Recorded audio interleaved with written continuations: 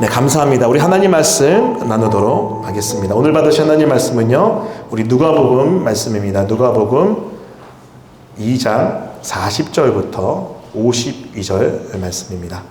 누가복음 2장 40절부터 52절 말씀. 제가 가진 성경으로는 신약성경 91면에 위치했습니다. 누가복음 2장 40절부터 52절 말씀.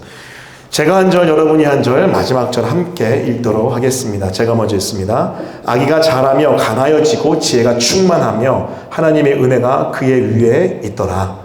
그의 부모가 해마다 6월절이 되면 예루살렘으로 가더니 예수께서 12살 되었을 때에 그들이 이 절기의 관례를 따라 올라갔다가 그날들을 마치고 돌아갈 때에 아이 예수는 예루살렘에 머무셨더라. 그 부모는 이를 알지 못하고 동행하는 중에 있는 줄로 생각하고 하룻길을 간 후 친족과 아는 자 중에서 찾되 만나지 못하매 찾으면서 예루살렘에 돌아갔더니 사흘 후에 성전에서 만난즉 그가 선생들 중에 앉으사 그들에게 듣기도 하시며 묻기도 하시니 듣는 자가 다 그 지혜와 대답을 놀랍게 여기더라. 그의 부모가 보고 놀라며 그의 어머니는 이르되 아이야 어찌하여 우리에게 이렇게 하였느냐 보라 내 아버지와 내가 근심하여 너를 찾았노라. 예수께서 이르시되 어찌하여 나를 찾으셨나이까 내가 내 아버지의 집에 있어야 될 줄 알지 못하셨나이까 하시니 그 부모가 그가 하신 말씀을 깨닫지 못하더라. 예수께서 함께 내려가사 나사렛에 이르러 순종하여 받드시더라. 그 어머니는 이 모든 말을 마음에 두니라. 함께 읽겠습니다. 예수는 지혜와 키가 자라가며 하나님과 사람에게 더욱 사랑스러워 가시더라. 아멘. 네, 오늘 금요일의 말씀은요, 가스펠 프로젝트 신약 첫 번째 위대한 복음의 사과. 소년 예수님이 아버지 집에 계시다. 소년 예수님이 아버지 집에 계시다라는 타이틀의 메시지, 우리 누가복음 2장 40절부터 52절 말씀 중심으로 나누도록 하겠습니다. 여러분, 우리는 계속해서 예수님이 언약 가운데 이 땅에 오셨고 또 오신 그 예수님이 구체적으로 어떻게 이 땅 가운데 임마누엘 하셨는지, 또 어떤 모습으로 오셨는지를 3주에 걸쳐서 살펴봤습니다. 이어서 오늘은요, 여러분, 예수님께서 성장한 성장기 소년 예수의 시절을 한번 살펴보려고 합니다.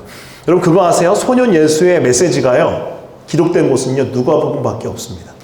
마태, 마가, 요한복음에는요, 등장하지 않고요, 다른 성경에도 소년 시절의 예수님은요, 기록되어 있지 않습니다. 왜 그럴까 생각할 때 여러 가지 이유가 있겠죠. 그런데 중요한 건 뭐냐면은, 여러분, 예수 그리스도에 대한 이 복음서의 또 성경의 기록의 핵심은 뭐죠?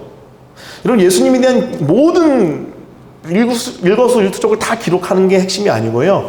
예수 그리스도가 우리에게 주요 그리스도이기 때문에 여러분 필요한 메시지들을 여러분 간추려서 여러분 정리해서 우리에게 메시지를 선포한 것이 바로 복음서요, 성경입니다. 다시 말씀드릴게요. 여러분, 예수님은요, 우리의 구원주세요. 그 구원주 되신 예수님에 관한 메시지가 바로 성경에 기록된 거죠. 자, 그렇기 때문에 비교적 소년 시절의 메시지는요, 그렇게 많이 필요한 것 같지 않습니다. 처음 오심 중요하죠? 왜요? 동정녀 탄생으로 100% 하나님 100% 인간의 예수님이 이 땅에 오셔야지 우리 구원이 완성되기 때문에 여러분 동정녀 탄생의 처음 오심이 중요하고요. 그리고 예수님께서 구체적으로 사역을 시작하신 공생애부터의 3년 동안의 사역의 삶, 그 가장 중요한 죽음과 부활, 승천, 이 삶은요 너무나 중요한 복음의 코어, 핵심이기 때문에 너무 자세하게 기록되어 있죠. 하지만 비교적 이 소년 예수님의 시절은요 기록되어 있지 않습니다. 자, 이처럼 여러분의 인생에 있어서 예수 그리스도가 우리의 구세주라는 건 너무나 중요한 줄 믿습니다. 할렐루야. 여러분, 이런 기록조차도 뭘 말하는 거예요? 오직 예수로 말미암은 구원, 그 주님은 우리에게 Lord and Savior라는 것, 이것이 여러분 너무나 중요하다는 겁니다. 자, 그런데 이 소년 예수 그리스도에 대한 기록을 자세히 살펴보면요, 또 이 기록 안에서 우리가 만날 수 있는 은혜의 메시지, 복음이 있습니다. 자, 40절 말씀 한번 같이 읽어볼까요? 우리 40절입니다. 같이 읽습니다. 시작. 아기가 자라며 강하여지고 시가 충만하며 하나님의 은혜가 그의 위에 있더라. 자, 계속해서 52절 말씀, 비슷한 메시지지만 좀 다릅니다. 같이 읽습니다. 시작. 예수는 지혜와 키가 자라가며 하나님과 사람에게 더욱 사랑스러워 가시더라. 아멘. 여러분, 인클로지어, 봉투기법이죠. 앞과 뒤에 비슷한 메시지를 두고 가운데 스토리를 딱 쓰는. 그래서 결국 뭐예요? 강조하려는 것은요, 맨 아까 맨 뒤에 있는 메시지를 통해서 여러분 메시지를 강조하기 위해서 이 가운데 있는 내용이 있는 거죠. 자, 그렇다면 여러분 반복되는 메시지 40절과 52절에 반복되는 메시지는 뭐예요? 예수님이요 자라가셨어요. 예수님이 자라가셨습니다. 그 육체도 강하여지고요, 지혜도 여러분 충만하게 자라가셨고요, 키도 자라가셨습니다. 결국 핵심이 뭐냐면요, 소년 예수는 머물러 있지 않았고요, 계속해서 자라갔다는 사실입니다. 이것이 너무나 중요해요. 예수님은 처음에 이 땅에 오실 때 성인으로 밤 오신 거 아닙니다. 예수님은 아기 예수님으로 오셔서요, 그 아기 예수님이요 성년이 이를 때까지요 자라가셨습니다.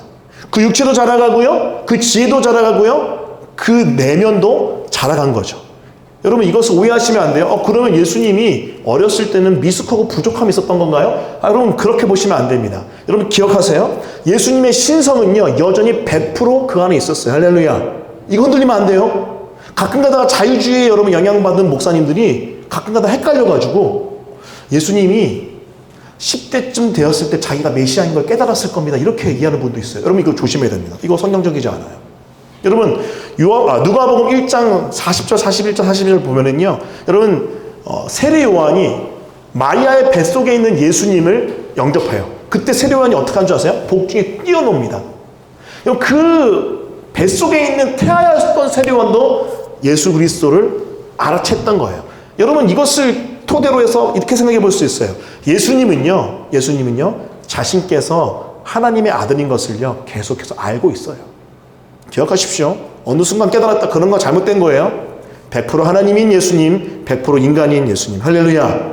여러분, 이거 꼭 기억하셔야 됩니다. 자, 그런데 100% 인간인 예수님이요, 인간으로서의 지혜와 인간으로서의 그 육체가 자라가는 것, 그것은 분명 맞습니다.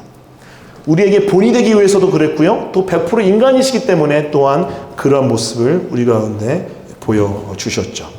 자, 그런데 이 자라가는 모습이 오늘 본문에는 독특한 하나의 모습으로 등장을 해요. 그래서 우리가 이 모습, 이 자라가신 예수님의 모습이 어떻게 자라가시는지를, 어떤 부분에서 특히 자라가시는지를 좀 집중해서 살펴보면서 우리 가운데 좀 은혜를 누리고자 합니다. 자, 예수님의 자라나심, 그것은요 바로 말씀에 대한 자라나심인데요, 우리 한번 첫 번째 인사이트를 한번 나눠볼게요. 첫 번째 인사이트 같이 한번 읽습니다. 자, 시작. 말씀에 대한 소년 예수님의 열정이 그의 지혜를 자라게 하고 강하게 하고 충만하게 한다. 아멘. 자, 오늘 본문 말씀 잠깐 볼까요? 우리 44절부터 한번 쭉 보겠습니다. 44절부터 우리 50절까지 말씀인데 제가 한번 읽어볼게요. 자, 집중해서 보세요. 동행 중에 있는 줄로 생각하고 하룻길을 간 후 친족과 아는 자 중에서 찾되 만나지 못함에 찾으면서 예루살렘에 돌아갔더니, 여러분, 이 44절과 45절 말씀 무슨 말입니까? 예수님께서 12살이 됐습니다. 여러분, 예수님이 12살 됐다는 것은 어떤 것을 의미하냐면요, 여러분, 유대인이 12살 되면은요 성년이 됩니다. 성년. 본격적으로 율법을 논할 수 있고 본격적으로 성년으로서 디베이트, 토론할 수 있는 자격이 주어지는 게 12살이에요. 그렇기 때문에 이 12살이 된 예수님께서 지금 부모님과 함께 예루살렘에 올라갑니다. 사실 여러분, 마리아와 요셉은 굉장히 경건한 부모님이었던 게 분명해요. 왜냐면은 유대의 3대 절기를 기억하면서 때가 되면은 예루살렘에 올라가는 거예요. 유월절 지키고요, 그렇죠? 무교절 지키고 때가 되면 예루살렘에 올라갔던 거예요. 자, 그런데 12살이 되었을 때 예수님이 함께 올라가게 되는데, 물론 그 전에도 올라갔지만, 그런데 여러분 놀라운 게 뭐냐면은, 그렇게 예수님과 함께 그 모든 식구가 절기를 지키고 난 다음에 돌아옵니다. 나사렛으로 돌아와요. 돌아오는데 예수가 없어요. 예수가 없는 걸 모르고 하루 동안 갑니다. 여러분, 이거 좀 특이하죠? 이 부모님이 조금 이상한 부모 아닌가? 여러분, 44절 보세요. 동행 중에 있는 줄로 생각하고 하룻길을 간 후. 여러분, 저는 이제 내 아이의 아빠인데 상상을 못 하는 거죠. 어떻게 한 아이가 없어졌는데 이거를 모르고 갈 수 있을까? 근데 여러분, 이 주석을 찾아보고 신학자들이 얘기를 들어보니까요, 이렇게 이야기하더라고요. 그만큼 이 아들 예수가 충분히 신뢰할 만했고, 뭐 어디 잠깐 들렸다 오겠지. 왜냐면 12살이 여러분 지금 12살이 아니에요. 성년 12살이에요. 그때 당시에. 여러분 마리아가 14살에서 16살 때 결혼했다고 보통 얘기하잖아요. 그만큼 굉장히 성숙한 12살인 거죠. 그렇기 때문에 오겠지라고 생각했던 것 같아요. 그 가운데 별로 의심 없이 그냥 여기 있겠지 혹은 없더라도 오겠지라는 생각 가운데 그냥 간 것 같아요. 자, 그런데 만나지 못합니다. 45절 만나지 못함에 깜짝 놀랐죠? 그래서 어디로 갑니까? 예루살렘으로 돌아갑니다. 자, 돌아가는데 너무 재미있는 게요, 46절 47절에 같이 한번 읽겠습니다. 자, 시작. 사흘 후에 성전에서 만난즉 그가 선생들 중에 앉으사 그들에게 듣기도 하시며 묻기도 하시니 듣는 자가 다 그 지혜와 대답을 놀랍게 여기더라. 여러분, 하루도 아니고요, 이틀도 아니고 3일입니다. 3일 동안 예수님이 부모님을 떠나서 뭐 한 거예요? 성전에서 랍비들과 함께 말씀의 디베이트를 하는 거예요. 토론을 한 겁니다. 토의를 한 겁니다. 성전에서 선생님들과 함께 앉아서 듣고 묻고 대화하며 토론하고 있는 거예요. 그러면서 그 지혜와 그 대답을 그 선생들에게 보여주죠. 근데 놀라운 건 뭐냐면 47절에 그 들었던 선생들이 그 지혜와 대답을 보고 놀랍게 여겼다고 표현하고 있습니다. 자, 여하튼 이렇게 3일 동안 예수님은요, 다른 곳에 가 있지 않고 성전에서 여러분 랍비들과 함께 말씀의 토론과 말씀의 토의를 계속해서 진행합니다. 그래서 부모님을 따라가지 않았어요. 여러분 여기 왔을 때, 여점 왔을 때 여러분 이런 생각 들지 않나요? 예수님이 너무한 거 아닌가? 예수님 좀 심한 거 아닌가? 라는 생각이 인간적으로 들 수 있죠. 하지만 여러분 사실 예수님은 의도적으로 이렇게 하신 거예요. 뭡니까? 부모님에게 뭘 알려주시는 거예요? 본인의 성인 된 이후에 본인이 메시아로서 본격적으로 준비하기 시작하겠다는 그 사인을 부모님에게 알리는 거죠.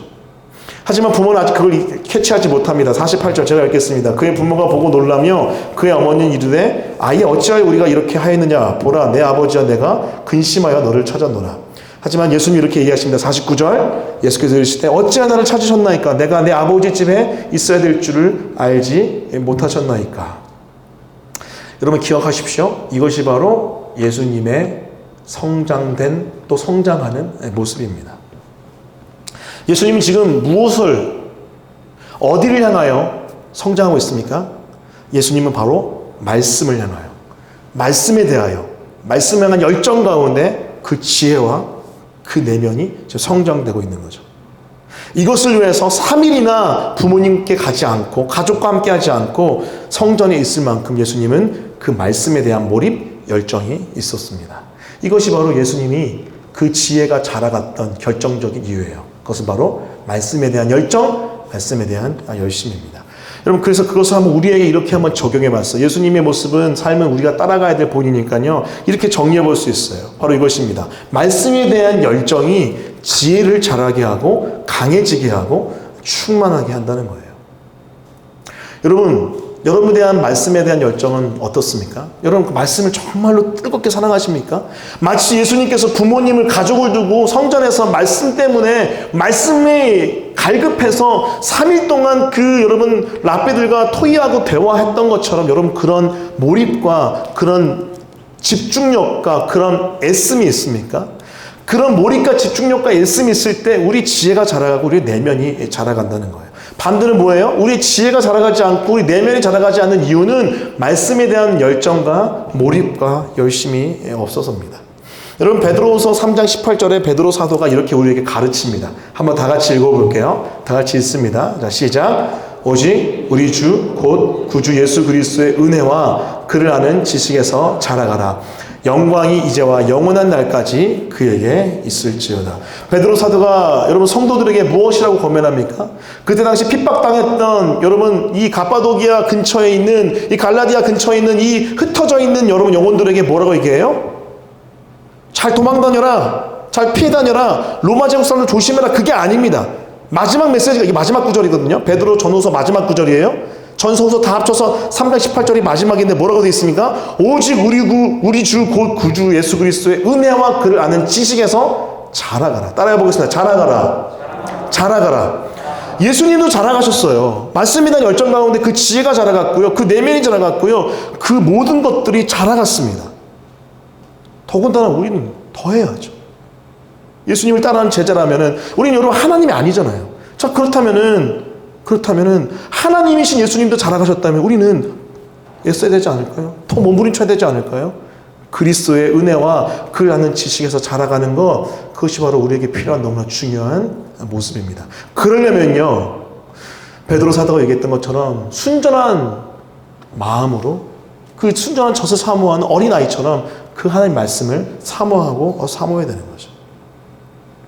여러분, 이 말씀을 향한 열정과 열심, 그리고 그 자라남, 여러분에게 너무나 중요한 오늘의 메시지입니다. 여러분, 사실 제가 많은 사역들을 16년, 17년 동안 청년들 중심으로 해왔습니다. 여러분 보시면 아시겠지만 예배인도자 출신이고, 그래서 예배 사역, 기도 사역, 영성 사역도 굉장히 중요하게 생각했고, 큐티 사역도 열심히 했고요. 그리고 설교 사역 당연히 중점적으로 했고요. 그리고 선교도 열심히 하고 다양한 사역들 참 애쓰며 열심히 했습니다. 자, 그런데 제가 한 가지 발견한 게 있어요. 뭐냐면요, 말씀 안에서 양육받고 성장하지 않으면요, 바람 불면 다 날아가요. 이게 굉장히 안타까운 현실이었습니다. 특히 제가 사역했던 대상들은 청년들이기 때문에 여러분 말씀의 뿌리가 좀 약해요. 그리고 좀 감정적인 게 많기 때문에 흔들릴 때가 많습니다. 그래서 예배 열심히 드려요. 선교 가서 목숨 걸어요. 또 섬김도 잘해요. 그런데 바람 불면은요, 고난의 바람 불면요, 다 날아가요. 왜 그럴까 생각했어요. 젊은 부부가 되어서도 어려운 일 생기면 신앙 다 버려요. 죄송합니다. 버린다는 표현에서. 그런데 여러분 사실은 다 버려요. 바로 서 있지가 못해요. 왜 그럴까 고민 많이 했어요. 내린 결론 하나예요. 양육이 덜 됐어요. 훈련이 덜 됐어요. 아, 청년 때 더 양육했어야 되는데, 더 훈련했어야 되는데, 그 말씀이 내면, 머리를 지나 내면 깊숙한 곳에 뿌리 내려서 정말 말 그대로 뿌리 깊은 나무에서 어떤 환란이 오더라도 흔들리지 않는 내면으로 만들어냈어야 되는데 그걸 못한 겁니다. 그걸 못한 거예요. 제가 어떤 한 지체를 만나는데 그 지체가 이렇게 이야기하는 거예요. 목사님, 저희 청년부 때 정말 열심히 훈련받고 열심히 사역했잖아요. 그 정도면은 충분했고 되지 않았을까요? 그런 뉘앙스로 저에게 얘기하더라고요. 제가 뭐라는 줄 아세요? 시작도 안 했어 라고 얘기했습니다. 그때 나 시작도 안 한 거야. 이제 그렇게 그 얘기를 하니까 갑자기 저를 목사님은 앞으로 못 만나겠다고 그런 표정을 쳐다봤는데, 하지만 진심이었습니다. 시작도 안 했고요. 훈련 이제 막 하다가만 그런 케이스였어요. 되돌아봤을 때 이런 결론이 냈습니다. 왜 바람 불면 다 날아갈까? 왜 젊은 부가 됐을 때 아이 낳고 이해해요. 애 낳고 아이 키우고 경제적으로 자리 잡고 사회적으로 자리 잡고 다 어려운 거 아는데 그래도 그렇지 너무 흔들리는 거예요. 너무 다 방황하는 거예요. 너무 다 날아가는 거예요. 왜 그럴까? 양육이 없어서 그래요. 훈련이 없어서 그렇습니다. 돌아오는 주일날 이제 제가 메시지 나눌 거에 포인트가 양육과 훈련인데 겹치는 것 같아요. 중요하죠? 여러분 혹시 얼만큼 양육받고 있습니까? 얼만큼 훈련되었습니까? 말씀의 깊이가 어느 정도 되세요? 여러분, 만약에 그것이 너무나 얕다면은 웨이크업해서 다시 훈련의 양육의 자리로 가야 될 줄 믿습니다. 할렐루야.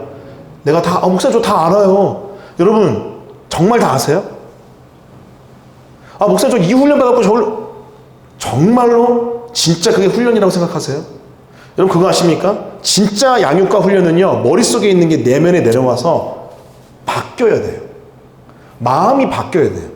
마음이 바뀌지 않는 양육과 훈련은요, 가짜입니다. 그건 머리만 커진 거예요. 그래서 여러분 정죄만 하죠. 판단만 하죠. 설교가 들리진 않습니다.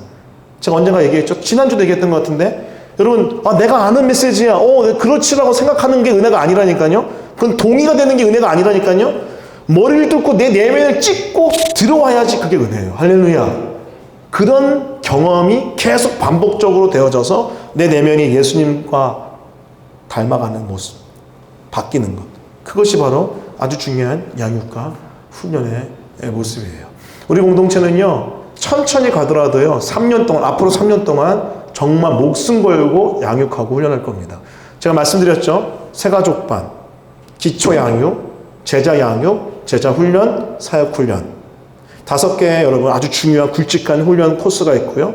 그리고 그것을 떠받치는 아카데미, 중보기도학교, 말씀묵상학교, 통독학교, 관계학교, 다양한 스쿨 사역을 통해서 그것들 다 떠받치면서 3년 동안 이 모든 것들을 세팅할 거예요. 그래서 여러분 저는요, 양육받고 훈련받은, 그래서 자라난, 마치 소년 예수가 말씀에 대한 열정으로 자라나서 이제 12살 되었을 때, 물론 당연히 하나님이십니다. 헷갈리면 안 돼요. 하나님이시지만 그 신성을 그 인성 아래 감추셨기 때문에, 그 인성의 자라남도 우리 가운데 보여주셨기 때문에 그 인성 가운데, 말씀을 향한 열정 가운데 그 지혜가 자라나고 그 내면에 자라나는 그 예수님처럼 우리도 그 말씀에 대한 열정 가운데 자라나야 된다고요. 할렐루야.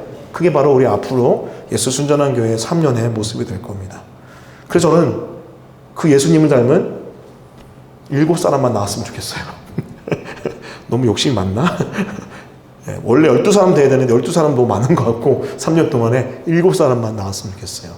그런다면 여러분 놀라운 일이 우리 공동체 가운데 벌어질 겁니다. 왜요? 그것이 바로 예수님이 자라나신 그 모습이기 때문입니다. 첫 번째 그 메시지, 말씀에 대한 열정이 지혜를 자라게 하고 강해지게 하고 충만하게 하기 때문에 우리 또한 말씀 앞에 나가야 될 줄 믿어요.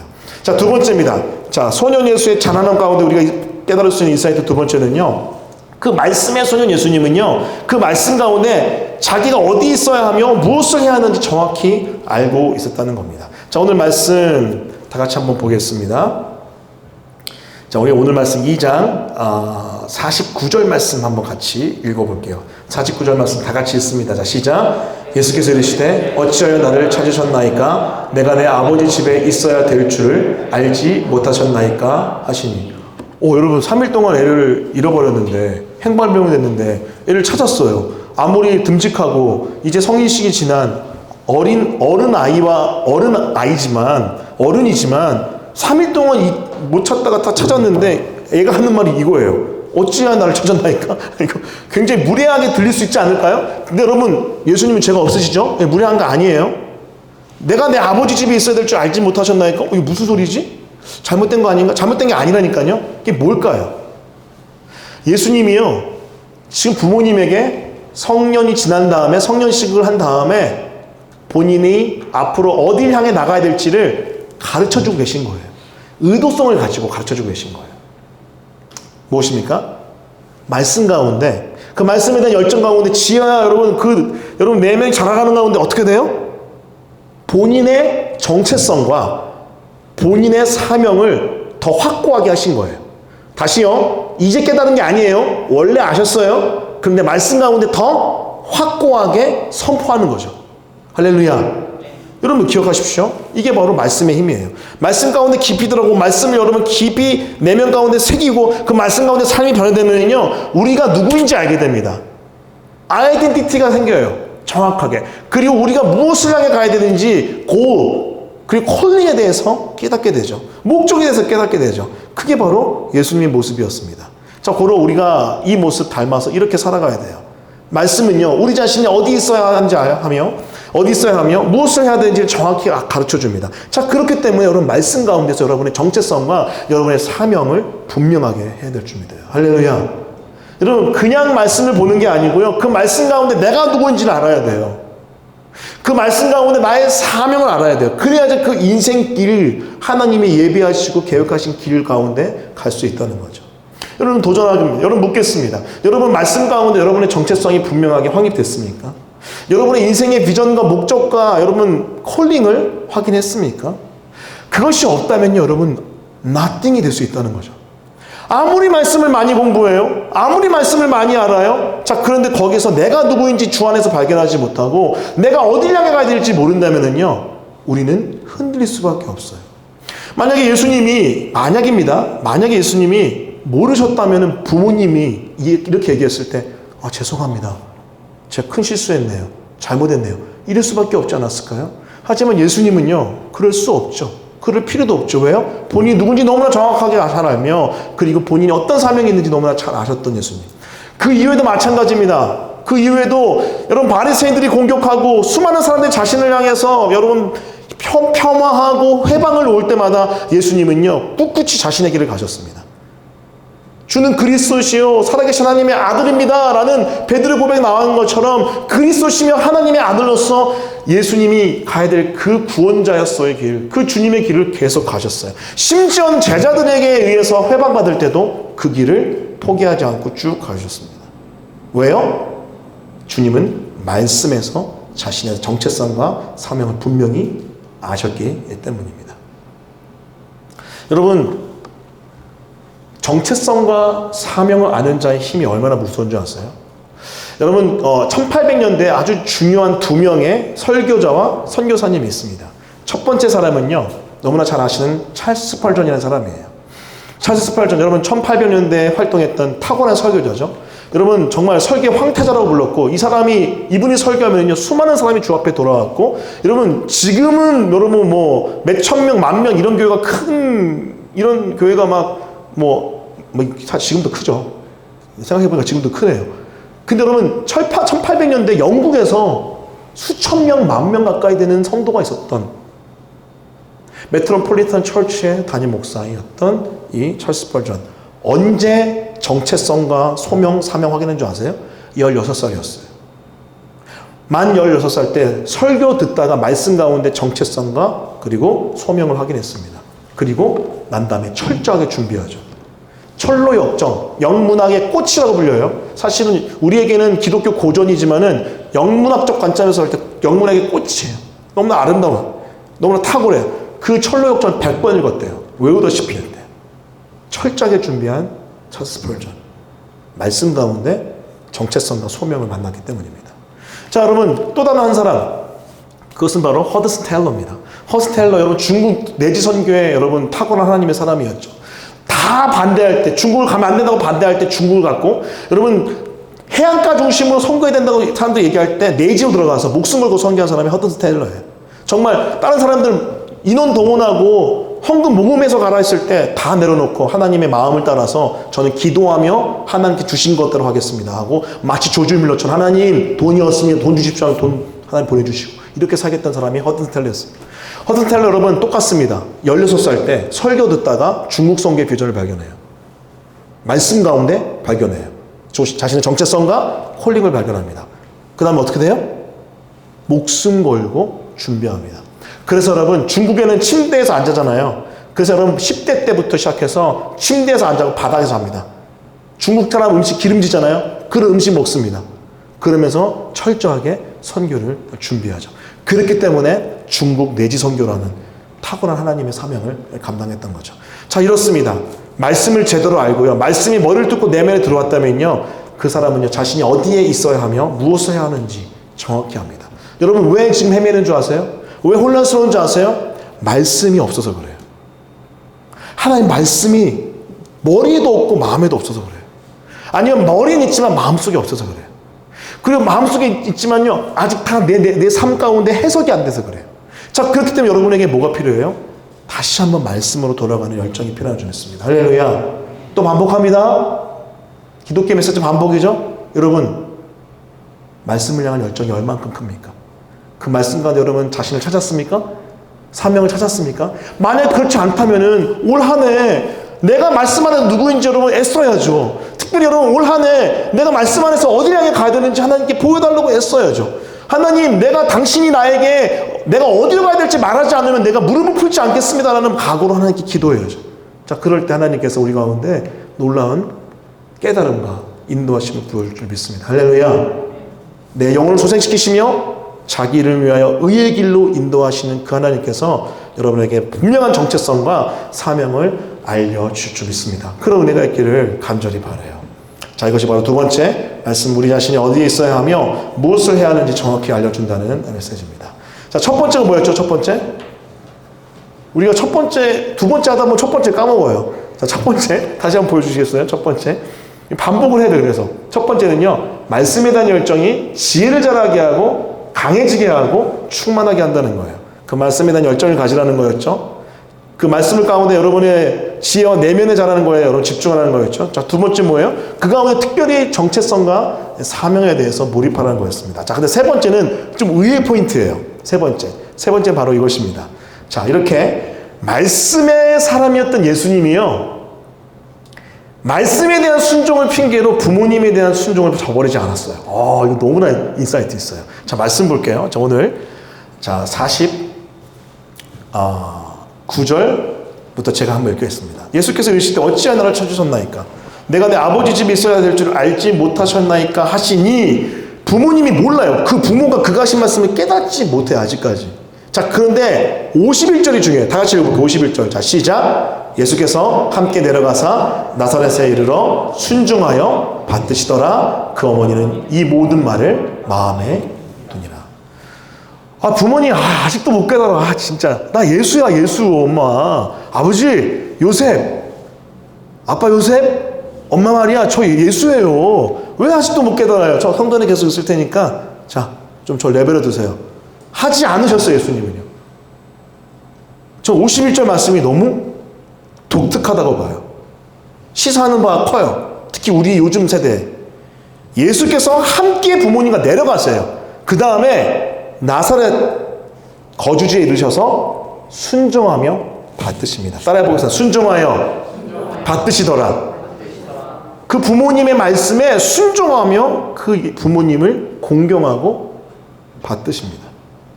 그럼 이게 무슨 말씀일까요?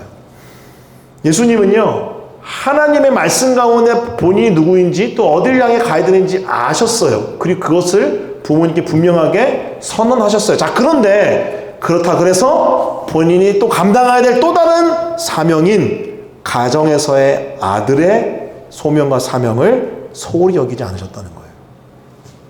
오히려 그 어머니 마리아와 그 아버지 요셉을 순종하며 받드셨습니다. 그래서 52절의 말씀이 가능한 거예요. 52절 같이 읽어볼게요. 있습니다. 시작. 예수는 지혜와 키가 자라가며 하나님과 사람에게 더욱 사랑스러워 가시더라. 자, 뭐가 가능하다는 거예요? 예수는 지혜와 키가 자라가며, 그 다음이요, 하나님만이 아니에요. 하나님만이 아니에요. 따라해볼게요. 하나님과 사랑에게. 다시 하나님과 사람에게. 하나님과 사람 둘 다에게 더욱 사랑스러워 가시는 게 바로 예수님이었습니다. 그래서 여러분, 이렇게 한번 우리에게 적용해 볼 수 있을 것 같아요. 말씀에 대한 순종을 핑계로요, 부모님에 대한 또 가족에 대한 순종과 섬김을 저버리면 안 됩니다. 사실 이런 사람들이 있어요. 막 열정이 넘쳐요. 말씀에 미쳤어요. 막 성령 충만해요. 그래서 가족을 다 버리고 주를 위해 모든 걸 던지겠다. 좋아요. 좋습니다. 만약에 주님이 버리라고 하면 버릴 수 있어요. 여러분, 주님이 말씀하셨죠. 나는 평안을 주러 온 게 아니라 검을 주러 왔다. 그렇죠? 가정 가운데 막 서로가 싸우게끔 하러 왔다라고 주님 말씀하셨잖아요. 자, 그렇기 때문에 나는 가족 다 버리고 가겠다. 근데 여러분, 조금 이상해요. 왠지 아세요? 이런 말씀도 있어요. 자, 그 다음 말씀 보여주세요. 디모데전서 2장 5절. 이 말씀 깜짝 놀랄걸요? 다 같이 읽어볼게요. 자, 시작. 사람이 자기 집을 다스릴 줄 알지 못하면 어찌 하나님의 교회를 돌보리요. 이게 무슨 말씀인지 아십니까? 바울이 디모데에게 이렇게 얘기해요. 사람을 세울 때, 감독을 세우고 집사를 세울 때, 특히 감독을 세울 때, 리더십을 세울 때 뭐라고 얘기해요? 자기 집 잘 못 다스리는 사람 세우지 말라는 거예요. 가정 잘 돌보지 못하는 사람 세우지 말라는 거예요. 가정도 못 돌보는데 무슨 교회를 돌보나. 바꿔 말하면 뭐예요? 가정 돌보는 게 너무 중요하다는 거예요. 그럼 무슨 말이죠? 예수님이 형제가 형제를, 자매가 자매를, 부모가 자녀를 서로 대적하라고 주님이 평화가 아니라 검을 주러 왔다라고 하셨다는 건 무슨 말이죠? 이것까지 너무 대치되지 않나요? 주님을 위해서라면 가정 다 버리고 갈 수 있어야 되지 않나요? 이거 또 맞는 말 같은데? 또 성경에 보니까 가정을 소중히 여기라고 하네? 이게 무슨 말이냐면요, 포인트는 이거예요. 만약에 가정과 예수님과 가정 둘 중에 하나를 선택하라면 우린 예수님을 선택해야 되죠. 하지만 여러분, 주님은요, 너무나도 신실하시고 지혜로우셔서 그렇게 무리한 요구를 우리에게 자주 하라고 하지 않으십니다. 오히려 여러분, 나를 섬기는 것처럼 가정을 잘 섬겨라라고 말씀하시죠. 그게 바로 디모데전서 2장 5절이에요. 근데 우린 착각해요. 주님을 향한 열정이 말씀 가운데 발견한 내 정체성과 사명 가운데 내가 모든 걸 던지겠다는 그 열정이 무조건 가정을 다 내려놓고 모든 걸 다 올인해야 된다고 생각하는데 그게 아니라고요. 열심히 주님을 향해 다 던지는 가정도 같이 케어해야 된다니까요. 사실 더 높은 수준의 메시지. 자, 그렇기 때문에 혹시 여러분 말씀에 대한 순종 때문에 가정을 소홀히 했습니까? 그거 죄입니다. 죄입니다. 성경이 다시 이야기합니다. 사람이 자기 집을 다스릴 줄 알지 못하면 어찌 하나님의 교회를 돌보리요. 가정 안에서 복음을 증거하고 복음적 삶으로 섬기고 주의 말씀 가운데 부모를 공경하고 형제자매를 사랑하지 않는다면 아무리 내가 말씀에 순종하는 하나님의 자녀라 할지라도 뭔가 문제가 있을 수 있다는 거죠. 자, 대표적인 사람이 바로 저였습니다. 이거의 대표적인 사람. 남서은의 교회에서 5년 동안 풀로 사역했고 그 전부터 이제 사실 청년사역을 쭉 해왔었는데 약 10년 동안 청년사역했는데 저는 사역자는요 가정을 내려놓고 목숨 걸고 사역에 올인해야 된다고 생각했고 배워왔어요. 그래서 사실은 내 아이가 태어나는 동안 저는 아내에게 내 아이를 맡기고 또 부모님께 도와달라고 하고 저는 사역의 현장에 목숨 걸고 갔습니다. 1년에 막 많게는 막 3번씩 막 선교 가고 막 4번 가고 막 한 달 이상 집에 없고 막 예. 아이가 태어나는데 바로 또 선교 가버리고 막 뭐 이런 삶을 쭉 살았어요. 근데 그런 저를 하나님이 뽑아가지고 미국에 던져버렸습니다. 미국에 가니까요 뭐가 있었냐면요 일단은 하나님께서 사역을 멈추고 공부하게 하셨고 파트타임으로 사역은 파트타임으로 하게 하셨는데 그 가운데 미국에 가서 제가 한 게 뭐냐면은 가정을 돌보는 거였어요. 왜냐면 미국의 분위기가 가정을 버리고 사역하는 분위기가 아니에요. 미국은 여러분 기독교 역사가 300~400년이잖아요. 그렇기 때문에 우리가 이렇게 100년 동안 경험한 것도 다 경험했거든요.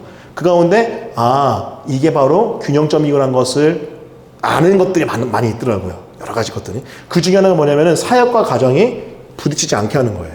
같이 가게끔 하는 거예요. 이렇게 하는구나라는 것을 배웠어요. 그러면서 가정과 함께 사역하는 것에 대해서 굉장히 많이 깨달았습니다. 그러는 이제 아내한테 이제 무릎 꿇고 사과했죠. 내가 잘못했다. 내 가정을 이렇게 내려놓고 사역하는 것은 주님이 원하시는 것이 아니었다. 물론 아직도 많이 부족합니다. 하지만 가정과 함께 사역하는 것, 그리고 가정의 아이들과 함께 주의 사역을 감당하는 것, 이것이 너무나 중요하다는 것을 깨닫고 지금은 계속해서 그렇게 하려고 애쓰고 있습니다. 자, 왜 그렇습니까? 다시 말씀드려요. 말씀에 대한 순종을 핑계로 가족을 저버리는 것 주님 기뻐하시지 않기 때문에 그래요. 물론 다시 말씀드려요. 말씀이냐 다시 말하면 하나님이냐 가정이냐 했을 때 우리는 하나님 택해야 돼요. 그렇죠? 분명합니다. 그러나 우리 주님 우리 일생에 있어서 그런 선택하게 하는 것 그리 많지 않은 것 같아요. 오히려 이렇게 말씀하십니다. 나를 섬기는 것만큼 가족을 섬겨라. 그것이 바로 주님의 모습이었어요. 다시 말씀드려요. 우리 주님 뭐라고 말씀하셨다고요? 자, 오늘 51절 말씀 같이 다시 봅니다. 예수께서 함께 내려가사 나사렛에 이르러 따라 보겠습니다. 순종하여 받드시더라. 부모님을 순종하여 받들었던 예수님, 부모뿐만이 아니라 가족을 섬겼던 예수님, 하나님의 말씀에 대한 열정과 열심만큼 그 가족을 섬기는 모습들이 우리가 배워야 될 예수님의 사람으로서의 모습이십니다. 사랑하는 우리 이 금요 기도자 여러분, 여러분의 섬김은 어떻습니까? 여러분의 열정은 어떻습니까? 혹시 너무나 편향돼 있고 치우쳐 있지 않습니까? 여러분 종교 중독이 있어요. 종교 중독. 기독교 안에도 그런 게 있을 수 있어요. 너무 열정적으로 믿는데 보니까 뭔가 균형을 잃었어. 알고 보니까 예수님을 향한 열정이 아니라 종교를 향한 열정일 수도 있어요.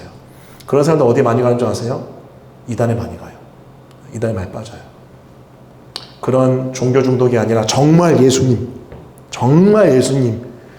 예수님이 걸어갔던 길을 걸어간다면요, 우리는 하나님을 사랑하고 우리 이웃을 또 가족을 사랑하게 될 줄 믿습니다. 할렐루야. 자, 말씀을 정리하겠습니다. 오늘 3가지 포인트입니다. 자, 첫 번째 포인트가 뭐였죠? 바로 말씀에 대한 열정이 우리의 지혜를 자라게 하고 우리의 지혜를 강해지게 하고 충만하게 한다는 것입니다. 여러분 열정을 다해서 양육받으십시오. 훈련받으십시오. 기회가 있는 대로 계속해서 그런 공동체를 향해 나아가십시오. 그럴 때 여러분이 성장하고 흔들리지 않는 뿌리 깊은 나무가 될 것입니다. 자, 두 번째, 그 말씀 가운데 우리가 누구인지, 내가 어딜 향해 가는지 정체성과 그리고 방향, 비전을 발견하십시오. 그것이 우리 인생을 이끌어갈 것입니다. 자, 마지막 세 번째, 아무리 그 정체성과 그 방향이 중요한다 한들 가정과 함께 가는 예수님을 닮으십시오. 물론 선택하라면 우리는 말씀을 선택해야 됩니다. 하지만 주님은요, 가정과 함께 가기를 원하신다는 것, 그걸 기억하는 우리 모두가 되었으면 좋겠습니다. 그런 은혜가 있기를 예수 그리스도 이름으로 간절히 축원합니다. 아멘. 우리 말씀을 기억하며 같이 한번 찬양했으면 좋겠는데요. 자, 오늘 성경 말씀과 우리 설교 말씀과 부합하는 찬양입니다. 우리 말씀 앞에서나 찬양 하나님 앞에 고백하며 나가겠습니다. 말씀 앞에서 경외함으로 주께 홀로 섭니다. 생명의 말씀 읽고 순종해 주를 예배함. 다시 한번 고백하십시다. 말씀 앞에서 경외함으로 주께 홀로 섭니다. 생명의 말씀 읽고 순종해 주를 예배합니다. 기록된 말씀 힘이 있어서 진리로 우리 거룩해 하며 거룩한 말씀 세세 영원히 복음이 되어 말씀하시네. 하나님 말씀에 두려워 떠는 자, 그 말씀에 생명을 거는 자, 한 사람 찾으시는 주님의 약속을 믿어 하나님 말씀에 운명을 거는 자, 순종하며 주 따라가는 자, 영원한 하나님 나라 이뤄갈 주의 교회여 일어나라.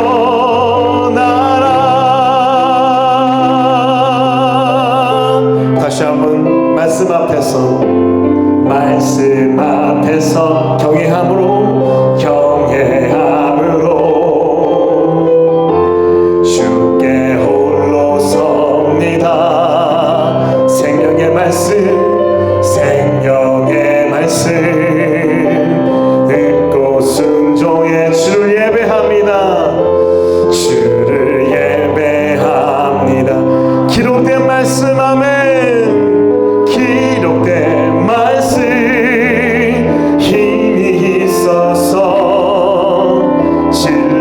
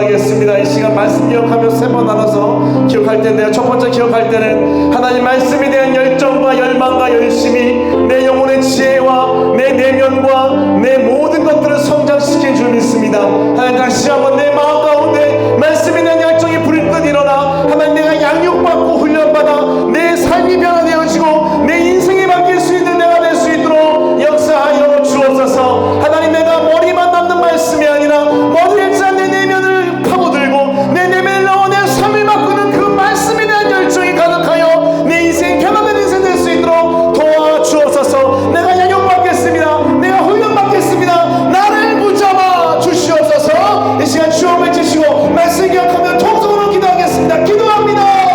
주여.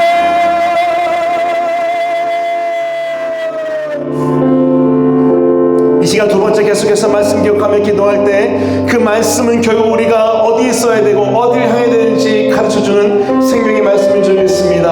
하나님, 그 말씀 가운데 내가 누구인지 정체성을 알게 하시고 또 특별히 내가 어떻게 살아야 되는지 내 삶의 방향과 비전과 목적, 그 콜링을 발견할 수 있도록 도와주시옵소서. 하나님, 우리가 방황하는 이유는 내가 누구인지 몰라서이고 내가 어디를 향해 가야 되는지 몰라서입니다. 주님, 올 한 해 주의 말씀 가운데 내가 누구인지 알며 내가 어디를 향해 가야 되는지 깨닫는 그 내 인생 될 수 있도록 도와주옵소서. 우리 말씀 기억하면 두 번째, 우리 주여 외치시고 통성으로 기도합니다. 기도하겠습니다. 주여. 이 시간 한 번만 더 기도할게요. 두 번째 우리 파트 한 번만 더 기도할 때, 하나님, 여러분 혹시 여러분 가운데 정말 하나님 이렇게 어떻게 가야 될지 모르는, 내가 지금 이런 상황인데 어디를 향해 가야 될지 모르는 사람이 있습니까? 그런 사람이 있다면 이 시간 여러분 그 환경을 놓고 기도하는 걸 넘어서서 하나님 말씀해달라고 한번 기도했으면 좋겠어요. 주님, 제가 하나님 이 상황과 이 환경 가운데 어디를 향해 가야 될지 모르고 어떻게 해야 될지 모르는 이 상황 가운데 주님 말씀해달라고, 그 상황을 풀어주십시오, 도와주십시오를 넘어서서 이 상황 가운데 주님 말씀해달라고, 그 말씀의 힘으로 내가 이 모든 것들을 뚫어낼 수 있도록 도와달라고, 주의 말씀은 내 맘에 등이여 내 길의 빛인데 주의 말씀 가운데 내가 하나님 이 어려움을 극복해낼 수 있도록 도와달라고 주여 말씀해달라고 다시 한번 통성으로 기도하겠습니다. 기도합니다. 다시 한번 주 앞에 나가 기도합니다. 자, 말씀 붙들고 세 번째 마지막 기도합니다. 말씀 붙들고 기도하는 세 번째 기도. 하나님, 내가 말씀에 대한 순종을 핑계로 부모님을 섬기고 가족을 섬기는 것을 혹시 소홀히 했다면 용서하여 주시옵소서. 아버지, 말씀에 대한 열정만큼 하나님 부모님을 사랑하고 또 가족을 섬기는 것을 내가 감당할 수 있도록 주여 붙잡아 주시고 역사하여 주옵소서. 혹시 여러분 하나님을 핑계로 정말 내 주변에 있는 사람들을 잘 섬기지 못하였습니까? 그렇다면 회개하시고 주님, 하나님의 마음을 가지고 하나님을 사랑한 만큼